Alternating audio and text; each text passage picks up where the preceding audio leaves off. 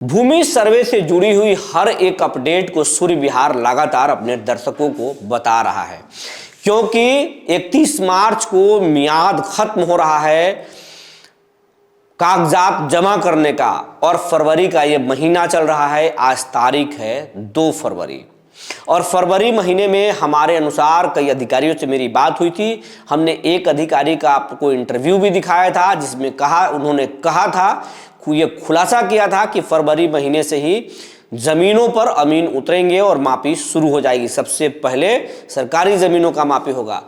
तो अब किसानों के सामने कौन सा दर्द है, केवाला मिल रहा है कि नहीं मिल रहा है, ऑनलाइन तरीके से कागजात अपलोड हो रहे हैं नहीं हो रहे, क्या परेशानी है, किसानों का क्या दर्द है, कितना किसान इस सर्वे के लिए कितना तैयार हो रहे हैं, ये तमाम चीज़ें आज हम चर्चा करेंगे। क्योंकि कई किसानों ने हमें सुझाव भी भेजा है, कई किसानों ने अपना दर्द भी साझा किया है। जी नमस्कार, मैं हूं विपुल कुमार और आप देख रहे हैं सूर्य विहार डिजिटल न्यूज़।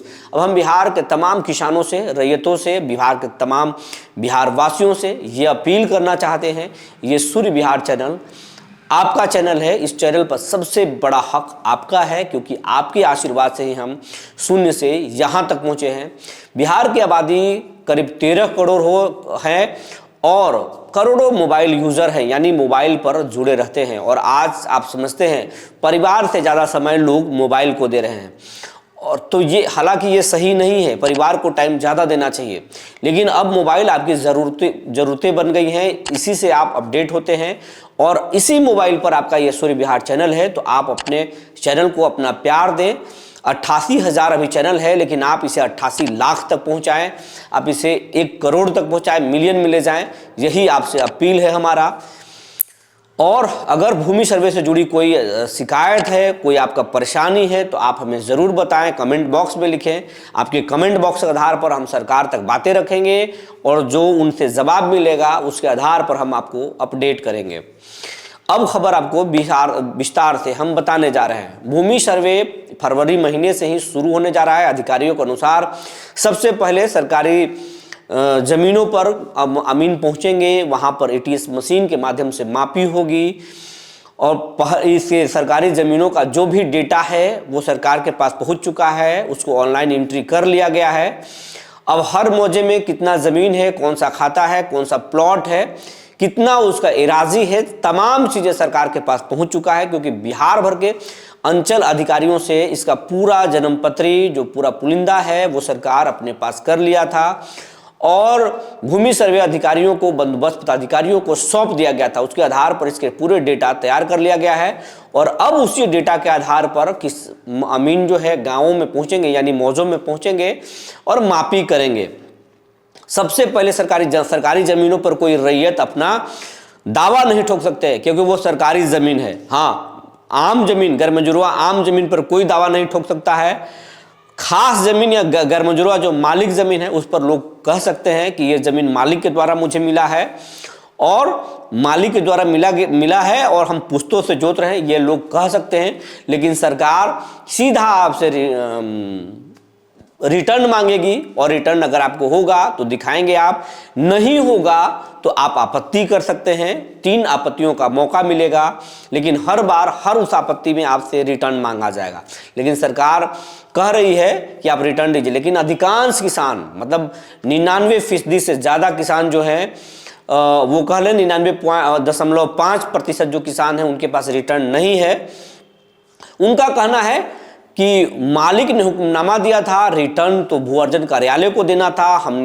हमारे पूर्वजों ने सरकारी दफ्तरों में हुक्मनामा को जमा कर दिया था, वहाँ से रिटर्न हमें नहीं दिए गए, या दिए तो कहाँ है मालूम नहीं है। हमारे पूर्वज खो दिए या घर में बाढ़ में गल गया या आग लगने से जल गया, क्या हुआ मालूम नहीं, अब रिटर्न नहीं है। अगर रिटर्न हमारे जिस तरीके से सरकार के पास खतियान है उस तरीके से रिटर्न भी होगा। अगर मेरे पास नहीं है तो सरकार अपने रिटर्न को अपलोड कर दे ऑनलाइन पोर्टल पर, हम लोग चेक कर लेंगे, अपना रिटर्न देख लेंगे। लेकिन सरकार, अधिकांश बिहार के सरकारी भू अर्जन कार्यालय में या दफ्तरों के बाबुओं का कहना है, अधिकारियों का कहना है कि हमारे पास रिटर्न नहीं है, रिटर्न है ही नहीं। तो रिटर्न नहीं है तो फिर तो किसानों की ज़मीन छीन जाएगी। तो अब किसानों के सामने ये रिटर्न वाला जो है संकट आएगा। लेकिन इसमें अब किसानों का तर्क ये है कि सरकार हमसे ऐसे ज़मीन नहीं छीन सकती है, क्योंकि सरकार चाहे वो बिहार के औरंगाबाद जिले के एनटीपीसी बीआरबीसीएल प्रोजेक्ट हो या एनपीजीसी प्रोजेक्ट हो, उन ज़मीनों में माली गरमंजूरवा ज़मीन हो, और यहाँ तक कि आम गरमंजूरवा ज़मीन को भी अधिग्रहण करने में किसानों को, कब्जा वाले किसानों को मुआवजा दिया गया है। तो जब आप एक जगह एक ही सरकार आम गरमंजूरवा ज़मीन को भी मुआवजा देती है, माली गरमंजूरवा ज़मीन को भी बिना रिटर्न मुआवजा देती है, तो फिर दूसरे जगह सरकार कैसे छीन सकती है? किसानों की इस बात में, तर्क में दम लगता है। तो जाहिर सी बात है, जब मापी शुरू होगी तो इस तरह के जब मामले आएंगे तो इसको कोर्ट में चैलेंज कर सकते हैं किसान। इस तरह की बातें निकल कर सामने आ रही है। हालांकि कोर्ट में कितना टिकेगा ये कहना मुश्किल है, क्योंकि कोर्ट सबूतों के आधार पर चलती है। सरकार का तर्क है कि आपके पास रिटर्न है तो दिखाइए, किसानों के पास वो रिटर्न है नहीं तो वो क्या दिखाएंगे, और कोर्ट में उनके पास जाने के लिए बस वैसे ही बिजली परियोजना या सड़क परियोजना में उस तरह के अगर भुगतान हुए हैं तो वही होगा। लेकिन वो कोर्ट के विवेक पर विवेक तय करेगा कि उसमें किसानों के हक में फैसले आएंगे या नहीं आएंगे, या बहुत सारे किसान जो गरीब किसान हैं वो कहाँ तक कोर्ट ले जाएंगे मामले को। तो जब मापी शुरू होगी तो परेशानी होगी किसानों को के साथ सरकारी ज़मीनों पर, खास करके आम गरमंजूरवा ज़मीन पर तो कोई बहस ही नहीं करेगा सरकार, क्योंकि वो सरकार की ज़मीनें हैं, उस पर किसी भी तरह का कोई कब्जा किसी को नहीं हो सकता है। अगर कोई जोत रहा है, कब्जा में रखा है, तो वो अवैध दखलकार घोषित कर दिए जाएंगे, यानी आप अवैध तरीके से उस ज़मीन को दखल कब्जा करके रखे हुए हैं, तो वैसे हो जाएगा। अब हम लगातार किसानों से, ये रैयतों से एक शिकायत सुझाव मांग रहे हैं कि आपका दर्द क्या है, परेशानी क्या है, ताकि हम सरकार को बता सकें, उस पर हम कमेंट ले सकें, उस पर हम रिएक्शन ले सकें, सरकार की प्रतिक्रिया ले सकें। तो वैसे में बहुत सारे किसान ये कर रहे हैं कि 1948 से 1960 के बीच में उनके पूर्वजों के द्वारा ज़मीन खरीदी गई, अब उनका केवाला खो गया है, कुछ लोगों का बाढ़ में गल गया है, गायब हो गया है। अब वैसे केवाला मिल नहीं रहा है। रजिस्ट्री ऑफिस में रजिस्ट्रार को जाकर पैसे दिए हैं, बिचौलियों को पैसे दिए हैं, सिर्फ मुहलत पर मुहलत दिया जा रहा है, लेकिन कागजात मिल नहीं रहा है। कुछ एक किसानों का कहना है कि पहले जिन जमीनों को हमने खरीदा है वो ज़मीन बदलैन का ज़मीन था, उन बदलैन के ज़मीनों को मौखिक तरीके से हम ले लिए थे और आपसी कागजात कर लिए थे, लिखा पढ़ी कर लिए थे। लेकिन अब जब मापी आएगा तो किसी एक ज़मीन का कीमत बहुत ऊंचा है तो दूसरे ज़मीन का कीमत काफ़ी कम है। वैसे में पार्टनरों के बीच में विवाद हो रहा है। पुराने लोग जिनकी ज़मीनों की कीमत ऊंची हो गई है, अब वो सर्वे के माध्यम से उस ज़मीन को पकड़ना चाहते हैं, और कुछ लोग ऐसे हैं जो ज़मीन को बेच दिए हैं, बदलैन के ज़मीन को। अब उसका क्या होगा? तो किसानों का ये भी दर्द है, और ये जेन्युइन दर्द है, जिस पर अब सरकार के अब तक कोई गाइडलाइन नहीं आई है। उसमें अब क्या होगा आगे वो देखने वाली बात होगी, सरकार इसको किस तरीके से हैंडल करती है। हम भी इस मामले में दिलीप जायसवाल या फिर इस विभाग के जो एसीएस हैं उनसे बात करने की कोशिश करेंगे, उस पर प्रतिक्रिया लेने की कोशिश करेंगे कि इसमें किस तरह से किसानों को सहूलियत दिया जाएगा। क्योंकि जिनकी किसान ज़मीनों की कीमत ज़्यादा हो गई है, ऊँची हो गई है, उनके अंदर स्वार्थ जाग सकता है। तो इस तरह की शिकायतें उसको कैसे सॉर्ट आउट किया जाएगा, इस पर हम जरूर राय लेंगे। लेकिन किसानों का ये दर्द है, इस तरह की शिकायतें मिल रही है। कई जगह पर बहनों के द्वारा दावे किए जा रहे हैं, खास करके जहाँ पे जिन गांवों में, जिन मौजों में ज़मीन महंगा है, वहाँ के बहनें भाइयों के खिलाफ ये अब ज़मीन छीनना चाहती हैं, ज़मीन की लड़ना चाहती हैं। तो वैसे में परिवारों में जो है अब तनाव की स्थिति हो गई है, वैसे भी लोग कमेंट कर रहे हैं। तो इस पर भी आगे परेशानी हो सकता है। किस तरह की परेशानी होगा ये आने वाला वक्त में ही पता चलेगा। लेकिन किसानों से ये कहना है कि आप अपनी तमाम जो कागजी तैयारी है वो पूरा कर लें, सरकार आगे देखेगी। क्योंकि ये आप यकीन मान लीजिए, सरकार किसी को ज़बरदस्ती किसी तरीके से गलत किसी को ज़मीन को छीन नहीं लेगी, क्योंकि ये देश संविधान से चलता है और संविधान जो कहेगा उसके अनुसार ही होगा। क्योंकि आप अगर असहाय हो सकते हैं, पूरा समाज असहाय नहीं है।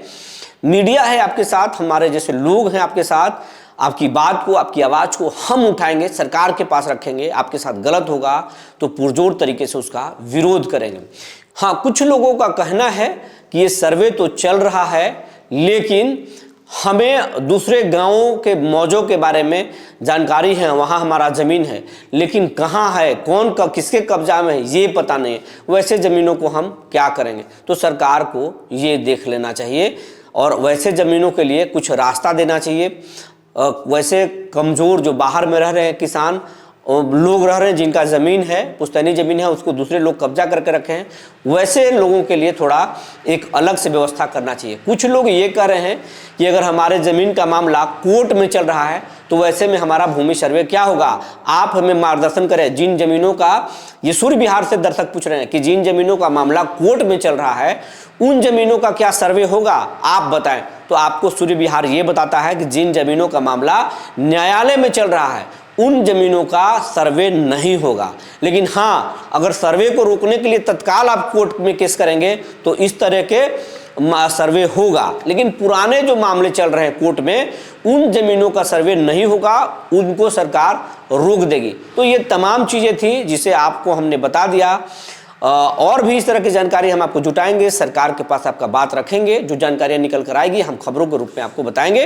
लेकिन आप तैयार रहिए, फरवरी महीने से शुरू हो सकता है भूमि सर्वे। मार्च में 31 मार्च को कागजात जमा करने का अंतिम तिथि है। तो जानकारी जो निकल कर आई थी हमने आपको बता दिया। तब तक के लिए धन्यवाद।